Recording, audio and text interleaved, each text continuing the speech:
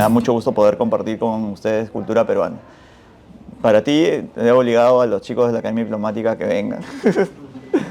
No, hay varios que reconozco, así que muchas gracias por venir. Y a todos gracias por estar aquí. En realidad, la idea de esto, yo le dije a Ángel cuando me invitó si quería hacer como una presentación, y le dije que en realidad creo que como había hecho una presentación y de hecho he tenido la suerte de presentarlo también en Santiago, en Buenos Aires, en realidad prefería tener como una conversación. Y para mí también es esto, digamos, en un espacio así tan acogedor, también me parece más bonito tratar de, digamos, conversar, de responder algunas preguntas que puedan tener sobre el libro.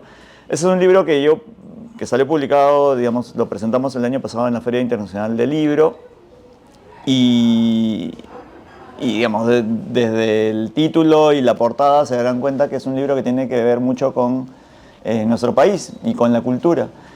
Surgió como una idea, yo, como dijo Ángel, ya tengo varios libros publicados, publico desde el 2005, y mi primer libro, casi todos mis títulos tienen el nombre de Perú, que es una cosa que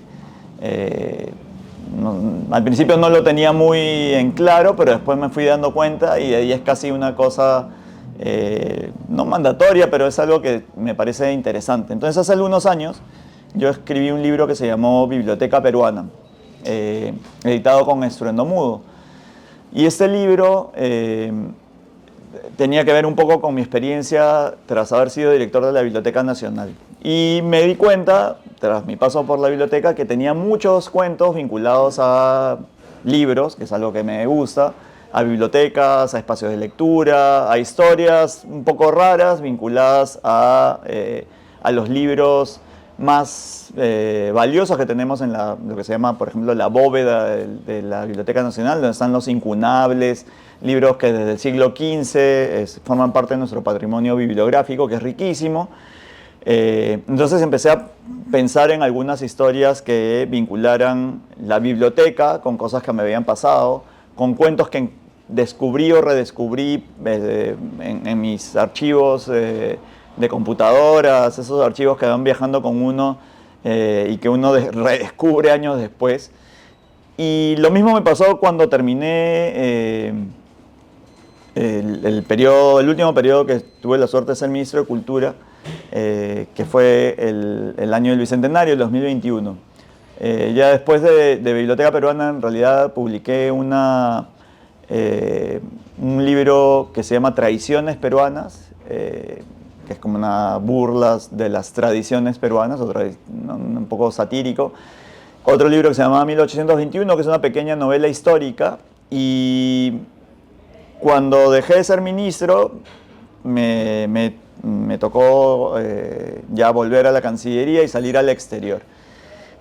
Salí al exterior el 2021 a Washington, y cuando dejé, los que son o van a ser diplomáticos les va a pasar esto seguramente muchas veces en su vida. Entre que uno deja un puesto y agarra otro, pasan algunos días, a veces semanas, a veces meses, en los cuales uno se queda como de asesor. Que es una figura en la cual uno casi no tiene muchas obligaciones, pero yo estuve asesor unos meses en la Dirección de Asuntos Culturales de Cancillería. Y ahí dije, bueno, para aprovechar el tiempo, más allá de un par de proyectos que conversé con la gente que trabajaba ahí y que me parecían interesantes, decidí en determinado momento aprovechar, digamos, que tenía más tiempo libre, no tenía tantas obligaciones antes de irme a asumir mi puesto en el consulado en Washington, de recuperar algunas historias vinculadas a mi paso por el Ministerio de Cultura. Entonces, digamos, me encontré recordando anécdotas que me habían pasado y digamos, creo que el puesto de Ministro de Cultura es uno de los puestos más bonitos seguramente que he tenido, pero además uno de los de mayor responsabilidad, y al mismo tiempo me permitió conocer muchísimas cosas que no conocía del Perú. Me dio la oportunidad de viajar por todo el Perú, por todas las regiones, casi me puse como propósito conocer todas las regiones, o más que conocer, visitar todas las regiones, descubrir más cosas de la cultura peruana que no conocía. Y tuve, bueno, en época de pandemia, cosa que lo hacía un poquito más complicado, pero tuve la suerte de hacer muchísimos viajes. Entonces, al principio decidí un poco cuáles historias podía incluir aquí y a las cuales le sumé varias otras historias que, como les comento, cuando tengo una idea de publicar un libro que, como este, se llama Cultura Peruana, empecé a buscar entre mis archivos cuentos que tenía inéditos vinculados a cuestiones culturales. Entonces, digamos, además, cuando escribía estos cuentos, pensaba además en la gente que había trabajado conmigo. Entonces, me puse a pensar en mis colaboradores, mis colegas, ¿no? Entonces, el primero, cada uno de ellos además está como que dedicado a un grupo de gente del Ministerio de Cultura que trabajó conmigo.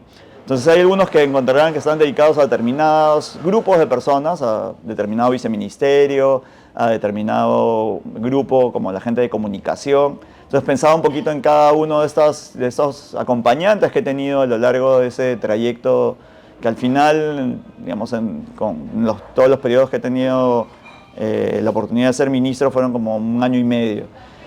Entonces empecé a recuperar esos cuentos, a armarlos un poquito. Por esas cosas del destino, por supuesto, ya cuando llegué a Washington ya no tenía probablemente tanto tiempo como para dedicar a escribir, pero sí dejé varios cuentos así encaminados, varios de ellos se quedaron en el tintero, y cuando ya volví a Lima el año pasado, o digamos antes de volver a Lima el año pasado, hablé con el editor antes era Astrónomo, él ha creado ahora este sello que se llama Academia Antártica, que tiene unas publicaciones bien hechas, y le dije, oye, tengo este libro de cuentos como proyecto para este año, ¿qué te parece si lo editamos? Y le pareció bien, y decidimos editar este libro que se llama Cultura Peruana, con cuentos que, como les digo, tienen que ver algunos con mi paso por el Ministerio de Cultura, podría decirles cuál, ¿no? El de Zarcillo Valiente, Guerreros, Inca por un día, una vida, y le sumé otros que tenía... uno que es, digamos, attaché, que tiene que ver con mi paso, no mi paso, pero como una experiencia de vivir como agregado cultural en Chile, aunque creo que no aparece exactamente el título. Otros que escribí con miras a otros proyectos, pero que se incorporaron, creo, fácil aquí. Uno que tiene que ver, en realidad, uno que ya ha sido publicado hacía años, pero en una editorial cartonera, que ya no existe, que era Sarita Cartonera, que es un proyecto muy bonito de libros cartoneros, que es con Perec Bernier y El amigo de mi pueblo en Ginebra. Uno que no escribí sino hasta el final, que es Ruinas de Ruinas, o El fin de Machu Picchu y del tiempo, que es un poco el que hace que sea esta la portada del libro finalmente. Y en el prólogo escribí un poquito de dónde surgían estas ideas, y hacia el final, en esto que se llama Un Ministro, en realidad es un texto que yo escribí pensando digamos, en lo que me había pasado siendo ministro, y que fue mi despedida real mi último diálogo que tuve por Zoom, porque estábamos en pandemia, con toda la gente que había trabajado en el Ministerio de Cultura en mi época, ¿no? Desde los viceministros hasta la última persona que visité. Mi idea era transmitirles todo mi agradecimiento por lo que había hecho y por lo que finalmente me había permitido, que es un poco conocer el Perú en todas sus expresiones, que es algo de lo que más valoro. Entonces, no sé si tienen, en realidad, como les digo, yo prefiero que esto sea una conversación. Si tienen alguna pregunta, me la hacen. Solamente les puedo contar un poquito, les voy a contar solo un poquito del primer cuento, como para ver si se animan a comentarlo, que tiene que ver con una experiencia que me pasó realmente siendo ministro, ¿no? El primer cuento, que es el de Zarcillo Valiente, está escrito desde el punto de vista no mío, sino desde el punto de vista de alguien que acompaña al ministro de Cultura en un viaje, ¿no? Y esta persona es algo que en realidad sí me ocurrió. Les cuento un poco mezclando la historia con mi propia vivencia.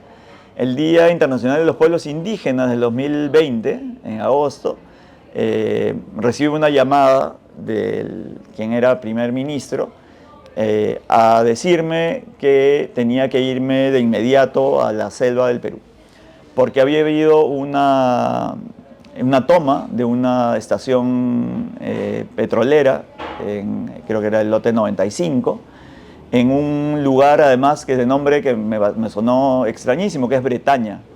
Entonces me dijo, bueno, tú como eres el encargado, era, en paz descanse, el general Martos, que era muy buena persona y justo recién había entrado de primer ministro. Y me llamó y me dijo, bueno, tú eres el encargado de los pueblos indígenas en el gabinete, así que tienes que ir allá porque ha habido este atentado, han intentado tomarlo, hay personas fallecidas y tenemos que mandar una comisión. Era un domingo además. Entonces me dijo, tú, bueno, vas a ir, le voy a decir también a alguien del Ministerio de Energía y Minas, que fue el viceministro de Hidrocarburos, y a alguien más de, ya no me acuerdo quién, alguien de la PCM, por supuesto, que son los que ven los conflictos. Y me dijo, bueno, anda, ahora te vas a hacer algo, bueno, sí, bueno, desayunar, no sé, algo me tocará hacer. Me dijo, bueno, no, anda al aeropuerto, ya hemos hablado para que haya un avión para que los lleve, un avión de Fuerza Aérea para que los lleve a Iquitos. Y ahí, bueno, ya hemos hecho las coordinaciones, pero bueno, ya vamos conversando en el día, ¿no? Pero en realidad, bueno, ya sabía que en realidad las coordinaciones las tenía que hacer yo. Entonces me tocó empezar a hacer este tipo de coordinaciones, hablar con la gente que el Ministerio de Cultura tiene en Iquitos para que me cuente qué había pasado. La información que llegaba era muy escasa, no se sabía muy bien cómo había sucedido el hecho. Yo vi un video en el cual se veía un poco la toma y el conflicto, es decir, eran representantes de algunas comunidades que en realidad los líderes no eran indígenas, pero asumían ese liderazgo que sucede muchas veces, que asumían que era una comunidad que son comunidades alrededor de los lotes petroleros, reciben muchos beneficios, si se quiere, de los lotes. Ellos recibían electricidad y algunos subsidios para determinadas cosas. Y como son lotes que tienen campamentos, normalmente reciben desde comida hasta otros bienes que son finalmente de alguna manera no repartidos, pero necesariamente sí compartidos con la comunidad. Entonces, parte de esta comunidad, y después me enteré que, ¿no?, que había venido gente en realidad de fuera, que no eran de la comunidad, habían empezado a juntarse con miras a ir a reclamar a la gerencia del lote. Y al momento de ir, intentaron secuestrar al gerente del lote, con lo cual la seguridad reaccionó y digamos, ya lo que quedara en la carpeta fiscal es que hubo un enfrentamiento frente a esta situación de haber querido secuestrar al gerente del lote petrolero. Los de seguridad salieron, hubo disparos, hay quienes dicen que hubo disparos únicamente del lado de los guardianes de la base, hay quienes dicen que los comuneros también estaban armados, lo que sí es cierto y que sí se ve en las malas imágenes de los videos es que en ese enfrentamiento había así gente que estaba no armada con pistolas, no se ve a nadie, pero sí se ve a alguien con lanzas bastante grandes. Y que habían ido con el deseo de tomar el lote petrolero. Bueno, eso había sucedido en la noche previa a este viaje que les digo que tuve que hacer, que empezó en el grupo aéreo número 8, que terminó en Iquitos. Yo cuando llegué a Iquitos nos recibió gente del gobierno regional de Iquitos y claro, en principio yo pensaba que nos iban a ayudar y más bien vinieron a asustarnos. Llegaron y nos dijeron, ministro, no vayan a la zona porque está muy complicado, está muy caliente, la gente está muy molesta y puede haber represalias. No fue el gobernador, que era era un domingo, nosotros llegaríamos a la hora de almuerzo, ¿no? Y dijeron, no, el gobierno no está aquí, está en las afueras de la ciudad y nos va a acompañar. Habían ido unos policías. Yo sabía que ya había ido policías desde Iquitos y de otras zonas a la zona de Bretaña, que es la ciudad que estaba cerca del lote. Y nos dijeron, no vayan, les puede pasar algo. Entonces yo hablé con el viceministro, con la gente que estaba y le dije, bueno, pese a todo lo que nos están diciendo, en realidad nosotros tenemos que ir. Yo soy el encargado y me toca ir a ver qué ha pasado. Lo mínimo que podemos hacer es ir a ver qué ha pasado. Y después la gente de la Fuerza Aérea misma nos decía, bueno, ministro, se la juega porque en realidad, mire, calculando, es 1 hora de viaje en helicóptero hasta llegar a la localidad. De ahí no sabemos cómo puede venir la mano, pero igual, pase lo que pase, tenemos que salir antes de las 4 de la tarde. O sea, básicamente era ir 1 hora, estar un rato y ya regresar. Porque después es peligroso porque, claro, los helicópteros en la selva solo vuelan con luz natural, no pueden volar, no tienen luces, no tienen... y efectivamente es peligroso volar si son no necesariamente buenas condiciones. El clima no estaba tan malo, pero siempre corres el riesgo de que en plena selva te toque una lluvia torrencial y te obligue a aterrizar en cualquier lado o digamos, asumir algunos riesgos que probablemente eran innecesarios. Lo cierto es que le dije a mi comisión, bueno, vamos. Fuimos con un montón de policías en nuestro helicóptero. Cuando llegamos ya había bastantes policías ahí.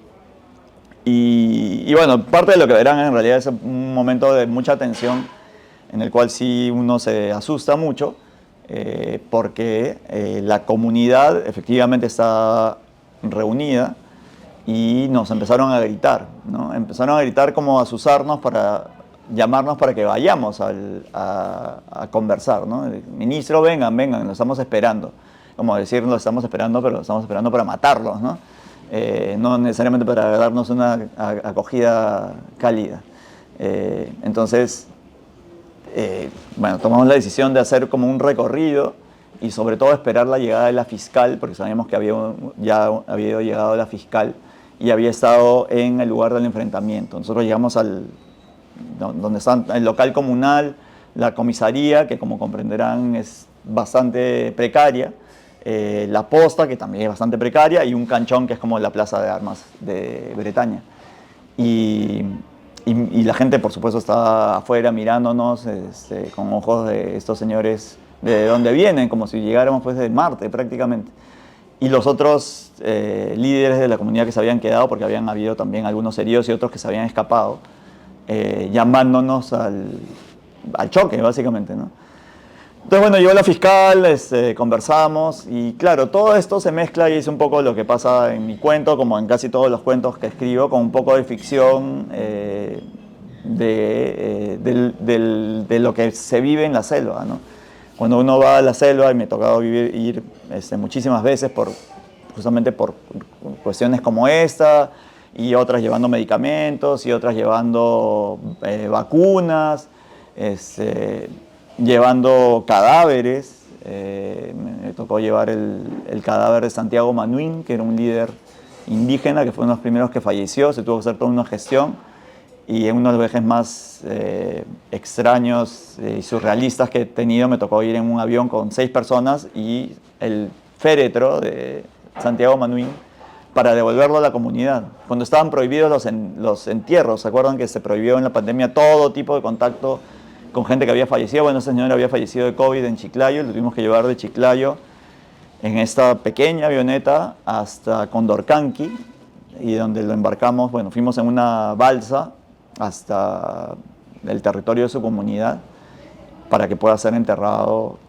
saltándonos todas las normas de la pandemia, digamos, que había dado el gobierno, pero con la anuencia más importante del obispo de Chiclayo, que nos había pedido que, pese a todo, siendo un líder tan importante, y bueno, yo consultando con el presidente y con la gente, bueno, si era un líder tan importante, si valía la pena hacer este gesto simbólico de que estábamos con ellos también en estas circunstancias tan difíciles. Entonces, bueno, nos tocó hacer eso. Pero claro, además uno va en la selva, efectivamente, desde las lluvias, los animales, ¿no? Y toda la cosmovisión de la gente que vive en la selva hace que todo esté cargado de un ambiente muy raro, ¿no? Y que uno a veces crea esas cosas que, ¿no? Le cuentan las historias pues, del Chuyachac y este tipo de cosas que uno le parece pues son cosas de otros tiempos o de otra cosmovisión, y que termina uno pensando, mira, pues de verdad, ¿no? ¿Qué pasará? ¿O qué pasará en la selva? De verdad, ¿cómo se relacionan las personas que viven ahí con la naturaleza, con su medio ambiente, ¿no? Entonces, ese tipo de cosas que uno vive también los traslado acá.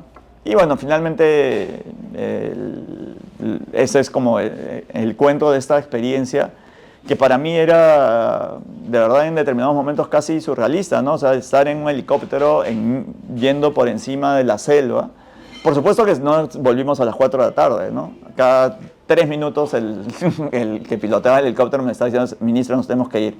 Decía, no, un ratito más, no te preocupes, ya llega la fiscal. No, pero un ratito más, un ratito más, un ratito más, un ratito más, hasta que llegó la fiscal, pudimos conversar, vi el atestado policial, me enteré más o menos bien de lo que había pasado, ya tenía la información un poquito clara, no nos quedamos, que sí creo que hubiera sido peligroso, pero claro, salimos como a las 5 de la tarde con las justas, y en el camino efectivamente vimos cómo todo se iba oscureciendo y llegamos de noche a Iquitos, ¿no? Entonces mientras pasaba todo esto, de verdad que me sentía en una película, ¿no? No necesariamente era más parecido a Apocalipsis Now o a una película de terror que a una película pues, bonita, ¿no? Pero era parte de lo que nos tocaba hacer en ese momento. Y este tipo de historias que viví con gente del ministerio que me acompañó era parte de lo que yo pensaba que podía compartir para que un poco, más allá del testimonio y el agradecimiento, que alguien interesado pueda ver la complejidad de nuestro país. O sea, lo difícil que es desde un puesto que además supuestamente es un puesto bueno, de responsabilidad, pero que tiene todas las condiciones para hacer un trabajo fácil, tiene una serie de dificultades en el camino que tienen que ver con nuestra cultura, con la gente que vive en determinados lugares muy distintos a como nosotros vivimos aquí en Lima. Tratar de ponernos en el lugar de quienes viven allá y entender todo lo que piensan, por qué hay esos enfrentamientos, por qué podemos estar en un momento en conflicto entre personas. Lo más loco para mí fue que y esto es digamos, como una mala experiencia ya de lo que somos, ¿no? Es que, claro, yo pensé esto va a estar en las noticias de todo el mundo y me van a llamar de todos los medios de comunicación y tendré que salir a explicar y mientras pasaba todo esto, por supuesto, yo iba pensando cómo íbamos a reaccionar, qué iba a hacer el gobierno, qué le iba a decir al presidente, cómo íbamos al primer ministro, qué iba a pasar finalmente. Y lo más loco es que, claro, llegamos de noche, llegamos a Iquitos, hablamos con la gente del gobierno regional que nos vino a recoger casi cachosos diciendo, bueno, ¿y qué tal le fue, no? O sea, como diciendo, regresaron vivos, ¿no? Y bueno, conversando con ellos y después tuvimos que nosotros llamar a TV Perú, que fue el único que nos paró bola, para explicar lo que había pasado. Y habían fallecido personas. Y había sucedido todo esto, pero como era un lugar extraño para el mundo, digamos, el mundo en el que vivimos aquí en Lima, y eran fallecidos que venían de comunidades indígenas o gente que estaba fuera de lo que es una noticia de verdad. Yo me sentí un poco también cuestionado por cómo reaccionamos nosotros mismos frente a lo que pasa en otras partes del país, ¿no? Esto de verdad está casi, bueno, como les digo, en una zona muy alejada de la Amazonía, pero a veces piensas esto que muchas veces dicen algunos, ¿no? No, las vidas de todos no valen igual. Y lamentablemente me pareció eso, que el desinterés mediático, que creo que se condice con el desinterés político de las cosas, hizo que finalmente, bueno, al día siguiente hiciera un informe, pudiera conversar con mis jefes para contarles qué era lo que había sucedido, qué era lo que yo pensaba que debíamos hacer, cuál era una solución no, digamos, permanente para el problema, pero sí, luego de conversar con mucha gente, tenía que ver pues con las malas condiciones de vida, no solamente de Bretaña, sino de toda la selva, a la cual le habían vendido, como suele suceder, un plan de desarrollo de la Amazonía peruana, con muchos uno y muchos ceros de millones de soles, con proyectos que no tenían ninguna viabilidad y que los gobiernos regionales asumían felices porque pensaban que eso les abría la puerta a tener dinero, que después estoy seguro no hubiera ido ni a esas comunidades, sino a proyectos que iban a beneficiar a unos pocos. Entonces todas estas cosas en realidad, claro, a uno lo cuestionan finalmente sobre lo que somos como país, lo que uno puede hacer. Pero al mismo tiempo, claro, al mismo tiempo te da la posibilidad de ver de qué manera puedes cambiarlo, ¿no? Al final, bueno, al final ya pasaron muchas cosas, todo este plan que conversamos para ver cómo hacer algo realmente operativo que tenía la intención de hacerse. Eh, por supuesto, después ya cambió el gobierno, tuvimos el gobierno Merino por una semana, me llegó Sagasti, yo volví al ministerio y ya todo eso es el círculo lamentable de la política peruana que hemos vivido en los últimos años, que impide en muchos casos hacer algo de planificación o simple seguimiento de algunas cosas que uno puede plantear siendo ministro, ¿no? Pero ya, los cuentos están más divertidos que esto que les estoy contando. No tienen vocación de, o sea, sí, tienen vocación de presentarnos eso también, pero en realidad tratan de jugar un poquito también con lo que somos, con lo que nos pasa en determinadas situaciones. Y hay algunos que son más divertidos que otros, más irónicos que otros. Y nada, que espero a los que lo vayan a leer o lo hayan comprado con intención de dárselo a alguien también que les guste, ¿no? Que simplemente lo que todo escritor busca finalmente es que alguien lea lo suyo y yo escribo lo que a mí me gusta leer. O sea, trato de tener historias divertidas, si no divertidas, por lo menos entretenidas, pero que al mismo tiempo te dejen como, no diré moraleja o enseñanza, porque creo que la literatura no está para eso, pero sí que te dejen como que pensando un rato de qué es lo que está pasando finalmente detrás de esta historia, ¿no? ¿Qué es qué país somos, hacia dónde vamos, qué queremos finalmente, ¿no? Eso. Así que en realidad yo creo que mejor dejo abierta si alguien tiene alguna pregunta, duda, queja. Como no estamos en clase, pero los alumnos pueden aprovechar de quejarse, de tirar papeles.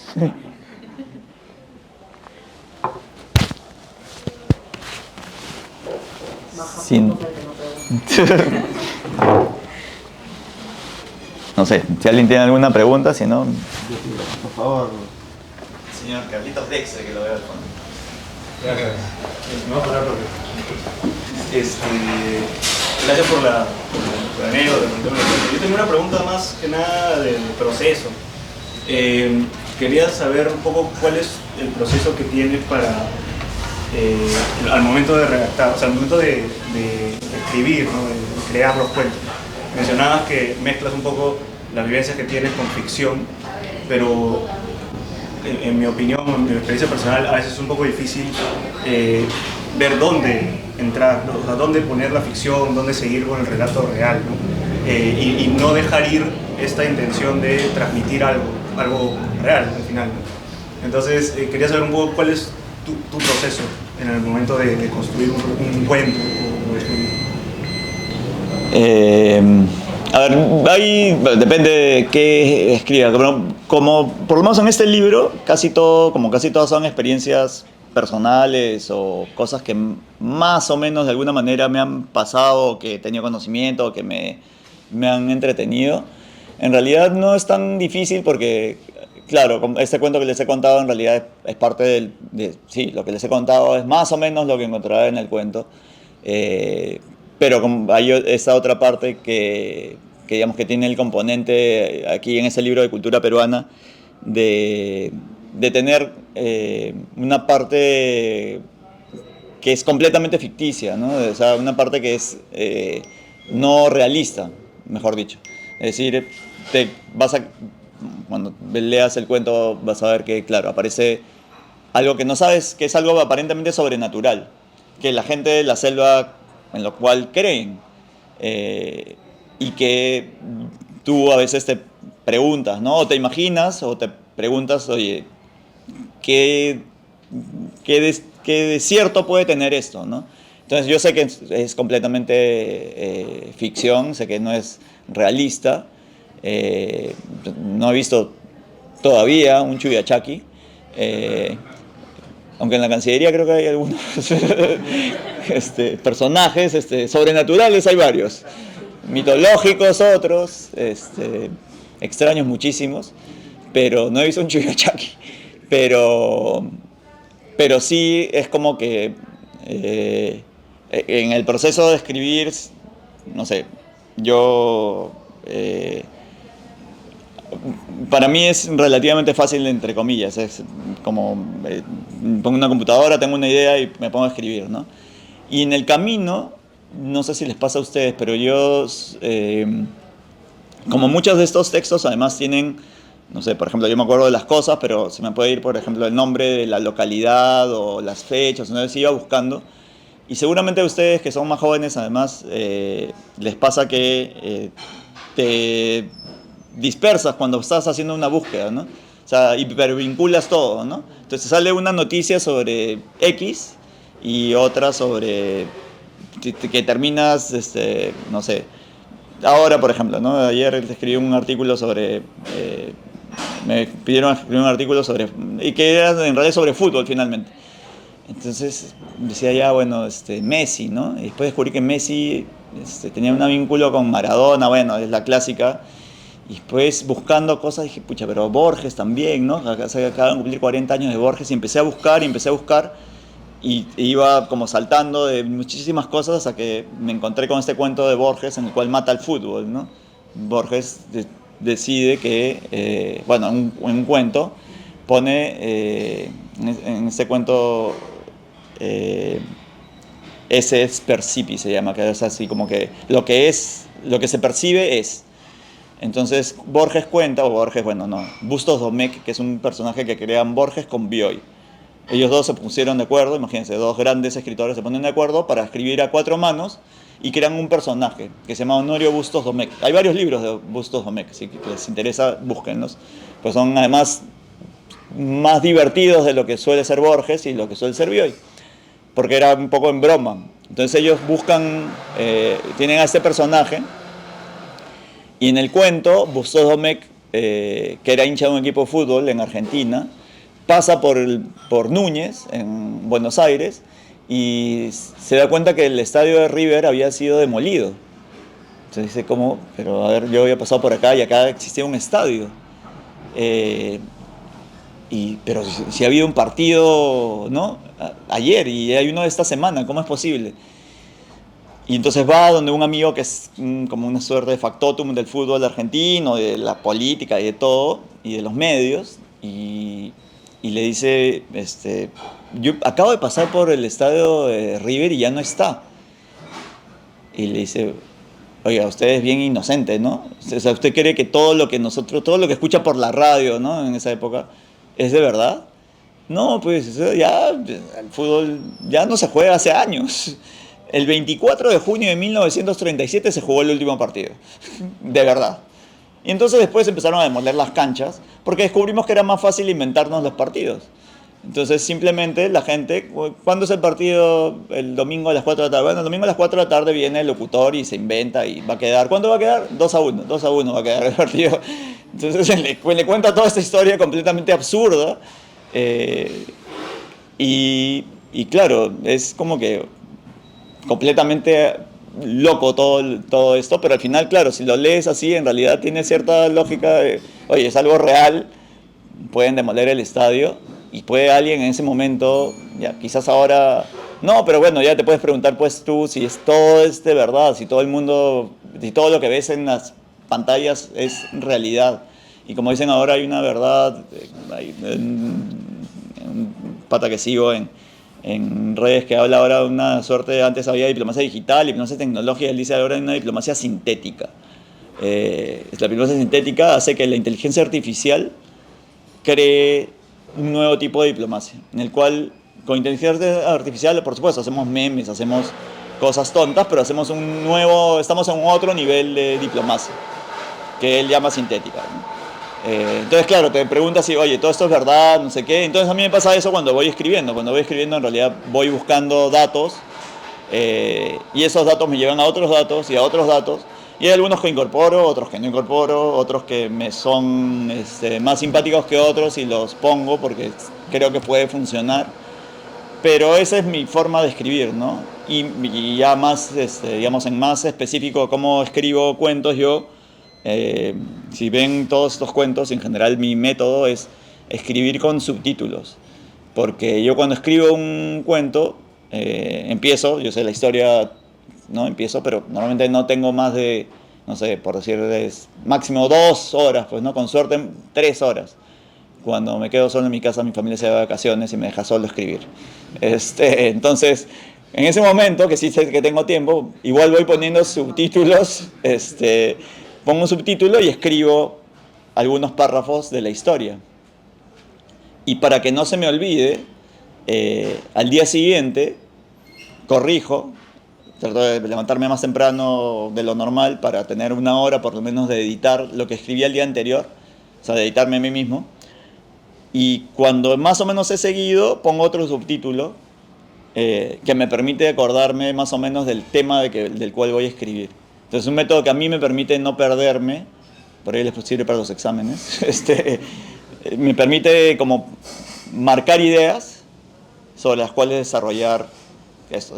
No tengo los subtítulos necesariamente escritos antes, sino que los voy creando y los voy poniendo y así voy avanzando en mi texto.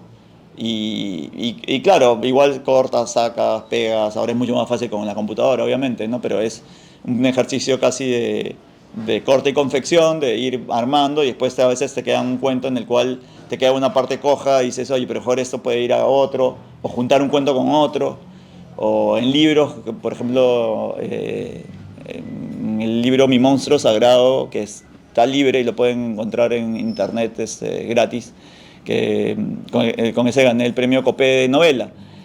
Es como 3 novelas que yo tenía, una novela que siempre quise escribir y que no me salía, o sea, nunca me llegó a convencer del todo, y la mezclé con otras 2 historias que tenía aparte, y al momento de unirlas, me pareció que calzaban bien. Y bueno, tendrán que leer para ver si calzaron bien, pero por lo menos me gané un premio. ¿Alguien más tenía una pregunta por ahí? A mí me llamó la atención bastante la portada. Yo tenía 2 preguntas un poco sobre el título y sobre la imagen.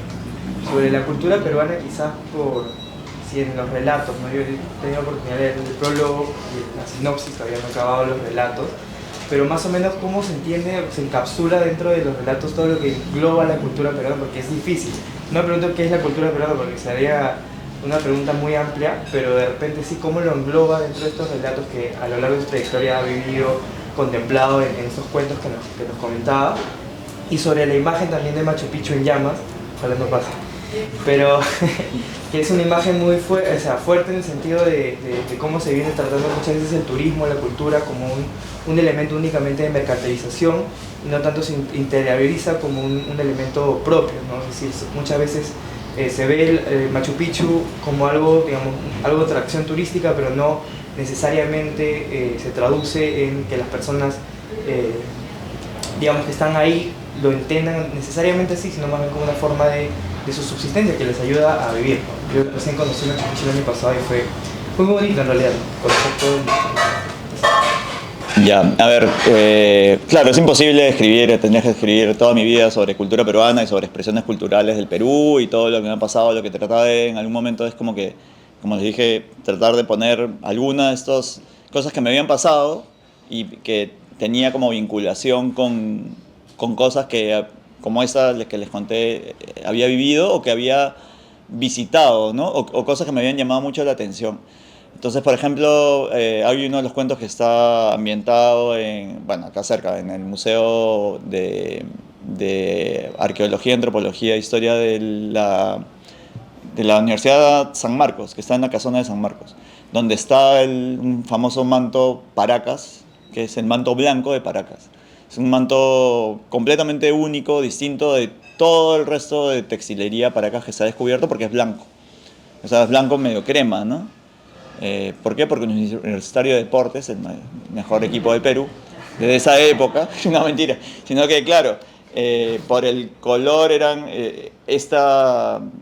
este manto parece que quedó en una de las capas en las cuales el color o se diluyó o fue hecho a propósito, pero con un concepto estético muy distinto. Y hay un libro que también lo pueden encontrar, creo que está libre en internet, sobre la explicación un poco de todas las figuritas que aparecen. A mí yo no lo había visto y justo en pandemia me tocó ir, creo, a una actividad, un lanzamiento de un sello postal, creo, del museo por su centenario. Y me dijeron, bueno, venga al museo, ¿no? Empecé a ver y cuando vi eso dije, oye, ¿y esto qué? Me dijeron, bueno, como todo en el Perú, ¿no? Bueno, cuando Julio Cetello, y claro, uno lo ve y de verdad es impresionante. Entonces, claro, hay un cuento que está, yo quería escribir algo sobre eso. Entonces me inventé una historia también completamente entre surrealista, absurda, de lo que le pasa a alguien que ve eso y como que se queda en medio de la historia que cuentan todas las figuritas que están en el Manto Paracas. Pero, por ejemplo, una cosa que quería y que hice casi adrede fue uno de esos cuentos que se llama Guerreros. Uno de los lugares más espectaculares que me ha tocado visitar. Me tocó justo ir a Chanquillo, que como saben es un observatorio arqueoastronómico que es único en el mundo y es patrimonio mundial, en el cual, bueno, uno no lo ve, pero uno ve unas pequeñas torres medio derruidas, pero donde se has podido seguir que era un observatorio solar. O sea, uno podía hacer el recorrido y como que todos los meses del año uno iba viendo la proyección y eso le ayudaba pues a los antiguos peruanos, que hay que ser muy capo para hacer esto, ¿no? Estoy hablando de más de 2000 años. Y visitando Chanquillo, que ya de por sí era interesante, pero digamos las ruinas no son tan espectaculares. De regreso pasamos en Casma, no sé si alguien conoce, Sechín. Y Sechín es uno de los lugares más espectaculares que uno puede visitar en el Perú.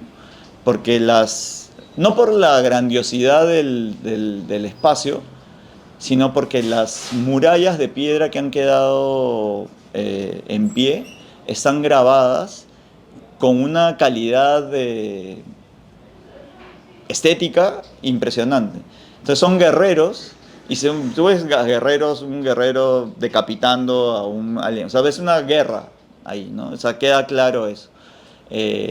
Y como que otra parte que como es desastre, casi toda esa zona además está muy vinculada desde Caral, Vichama, en muchos de esos se ven algunas cosas que mucha gente dice que por el fenómeno del Niño, bueno, casi que desaparecen esas civilizaciones, pero hay algunas en las cuales quedan algunas cosas y otras eran de cosas de trabajo, ¿no? De pesca, que toda esa gente ha hecho siempre, toda la gente que vive en esa zona, digo. Entonces ese tipo de cosas se van como que yo tenía la idea de incorporarlas. Y en la presentación que hice en la Feria del Libro tuve la suerte de tener a Olinda Silvano, de quien les he hablado mucho, que es una buena amiga que hace arte quené, ¿no? Entonces yo quería tener, por ejemplo, el diseño también en el libro. Tuve una conversación porque también ahora hay una discusión sobre la apropiación cultural, ¿no? Entonces, al momento de editarlo me dijeron, oye, pero no van a pensar que esto es una apropiación. Le dije, no se preocupen, yo hablo con Olinda Silvano, que nos pase o vean un diseño de ella como para que lo incorporen, pero yo estoy seguro que no va a haber ningún problema, como que no lo ha habido. Pero claro, esas pequeñas cosas para mí eran como que parte de las decisiones que iba tomando y trataba de tener, por ejemplo, no tan pensada o tan... No me obligué a mí mismo, pero trataba de tener pues algo también de las distintas cosas ahí. Esta historia primera pues que les conté es de la Amazonía.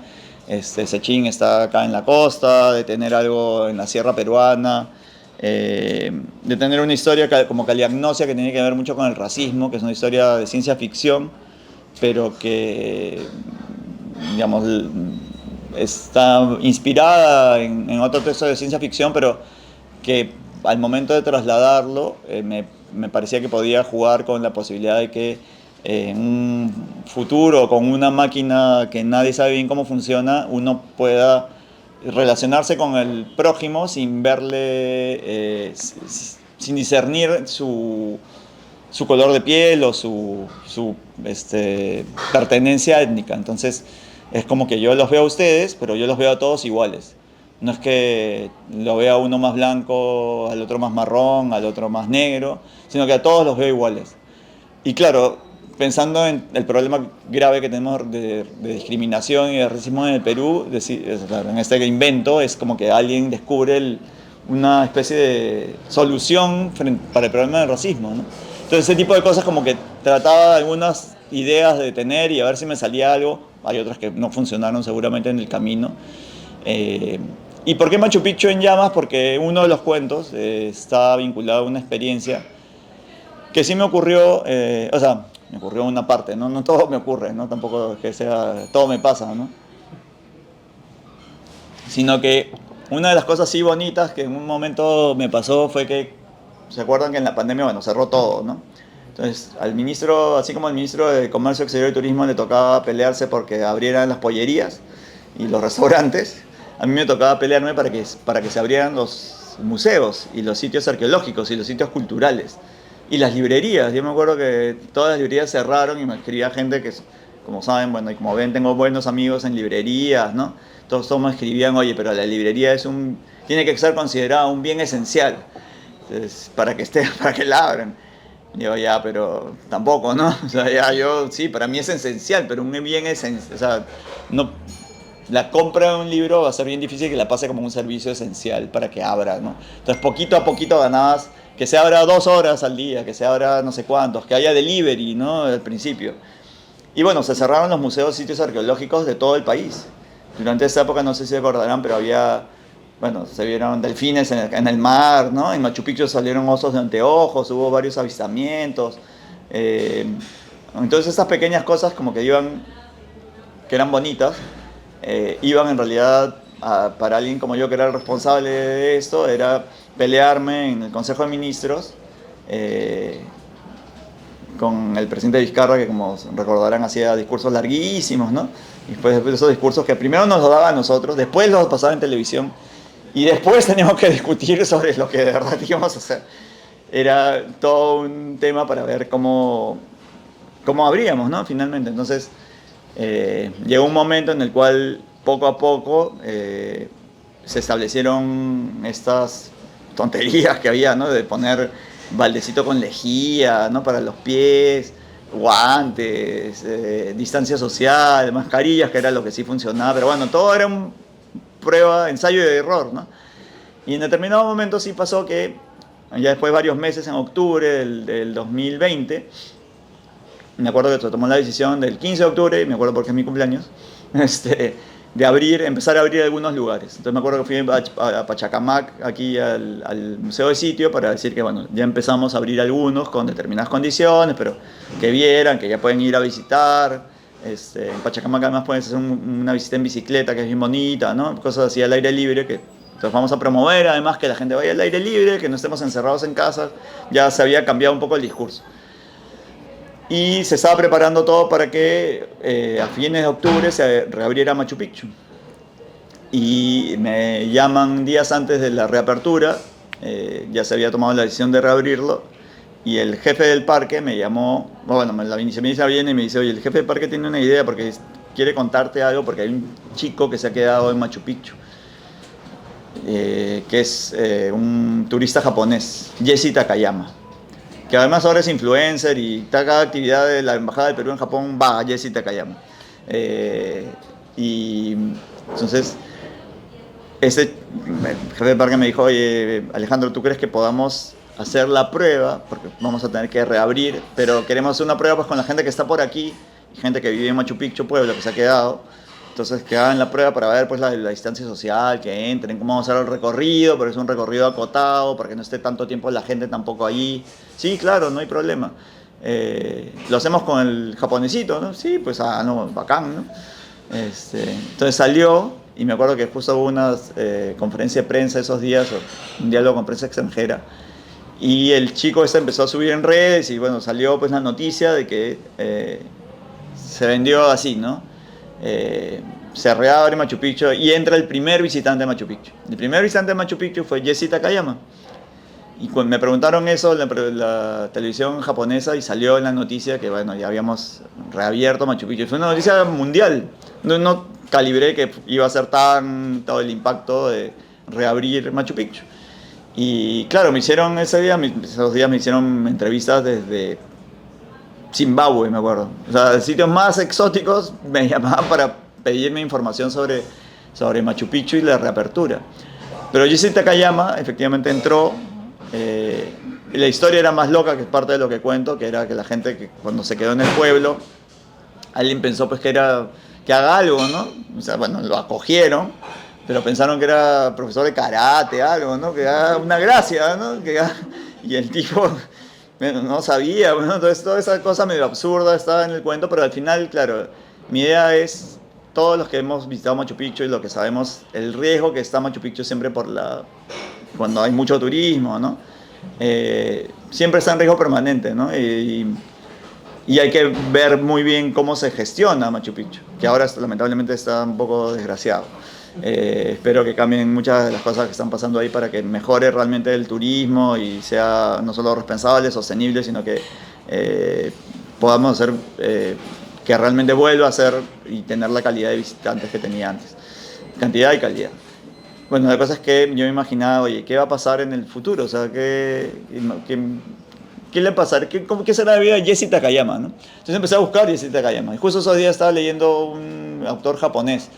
Entonces empezaron así, como decía antes, como fluir muchas historias que se me cruzaron. Los japoneses, el kintsugi, que había leído algo sobre eso, el arte japonés, la forma que los japoneses conciben el espacio, la arquitectura, por qué los espacios japoneses son tan austeros, pero cómo cada cosa tiene una representación. Y me imaginaba a Jesse Takayama, que había sido pues, un gran y exitoso influencer, con el correr de los años y el cambio climático y la destrucción del mundo, básicamente, ya de viejito quiere cumplir su sueño de volver a Machu Picchu. Pero claro, estamos en medio de un conflicto mundial justamente producido por el cambio climático y la desgracia que somos como humanidad.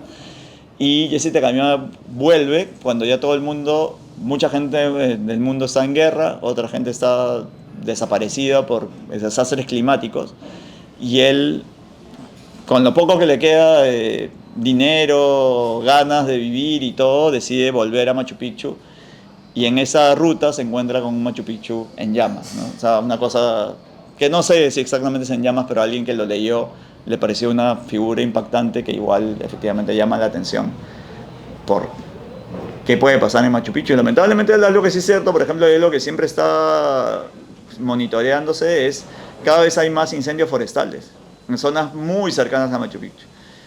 O sea, de hecho, en algún momento hubo un incendio en Sacsayhuamán que llegó a la zona del parque, o sea, estuvo dentro del perímetro de protección del parque, eso me tocó a mí, me acuerdo. Pero eso es lamentablemente cada vez más frecuente, casi todos los años está ocurriendo. Y hay unas brigadas de gente muy capacitada y hay unos bomberos impresionantes que hacen un trabajo dedicado, increíble, pero cada vez necesitan más gente para poder controlar los incendios forestales. Y lo que hace el cambio climático es que se acelere ese tipo de cambios y cada vez haya más gente teniendo que cuidar y preservar nuestro patrimonio. Y estos incendios, como saben, además corren en un lugar y se disparan por muchos. Entonces la zona de Cusco, que están cerca y que en determinados tiempos, en determinadas épocas del año, son muy peligrosas y de verdad no es tan, lamentablemente no es tan toda ficción pensar que en algún momento puede haber un incendio, no necesariamente en el parque mismo, ¿no? Como acá en el Huayna Picchu, pero sí cerca de ahí o en las inmediaciones, y hay que estar preparados también para eso, pues, ¿no? Así que ya, una última pregunta, si es que alguien quiere, dudas, por favor.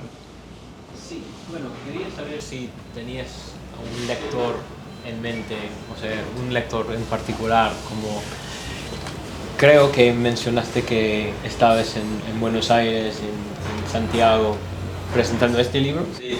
Sí, entonces, ¿estabas pensando en un lector internacional o más para los peruanos?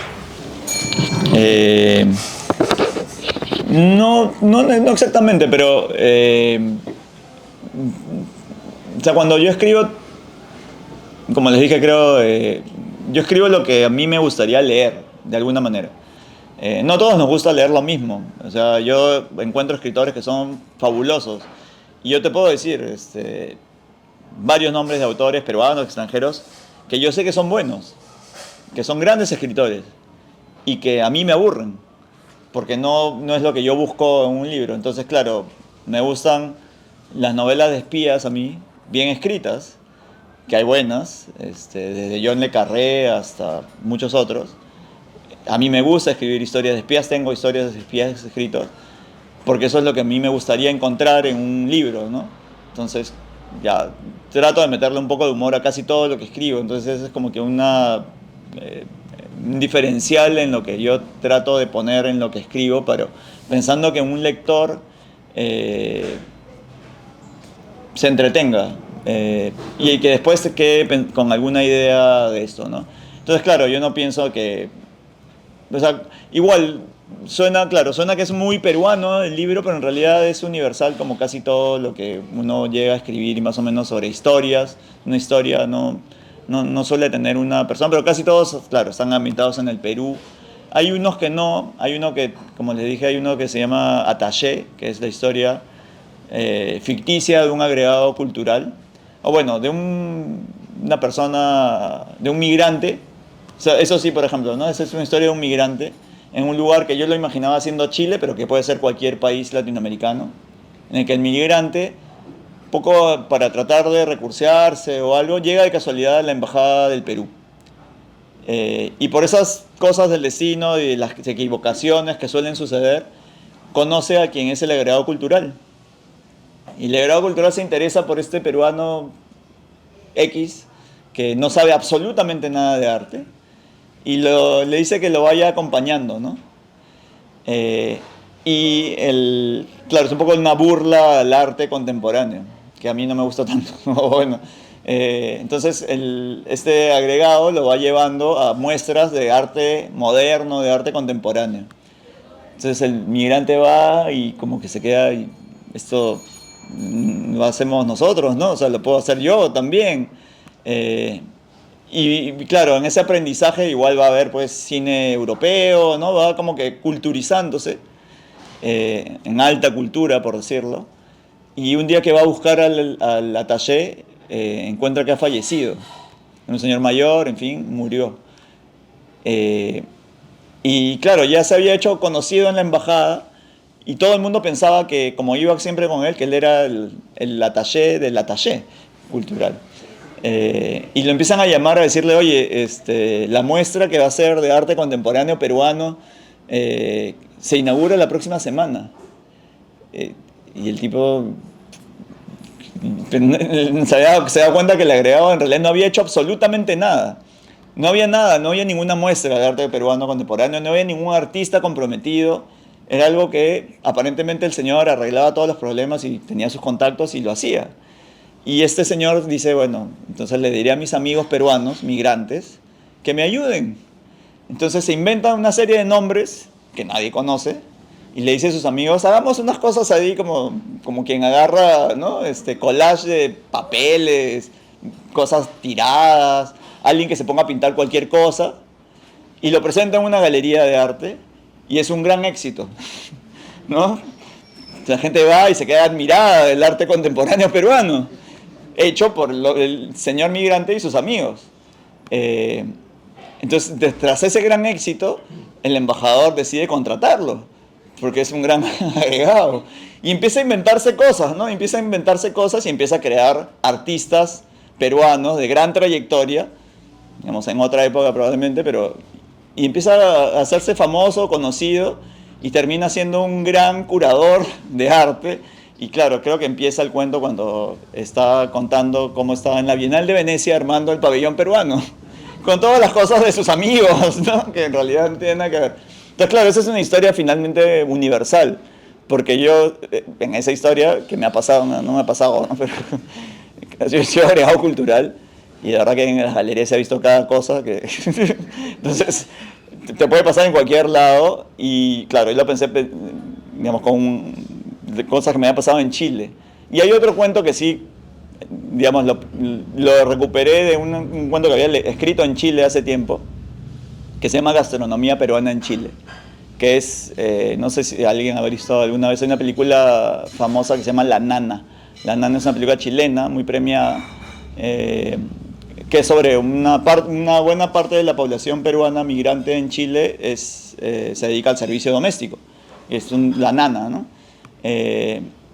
Y no es que no tiene que ver con la película, sino que tiene que ver con la forma en que la nana se inserta en la sociedad, una nana peruana se inserta en la sociedad chilena e inventa una receta con la cual tiene una pequeña venganza de la familia chilena cuica o pituca, como dicen ellos, con la cual vivía. No les puedo contar mucho porque en realidad tendrían que leerlo para ver cuál es la receta que se inventa y cuál es la venganza que tiene la nana peruana en Chile, ¿no? Pero bueno, eso es parte de lo que pasa. Y ahora sí creo que ya no, una última, ya fue. Ya no hay tiempo para más. Así que les agradezco mucho. Gracias Angelito, gracias a Samaca por la acogida y gracias a ustedes por venir a compartir esto. Muchas gracias.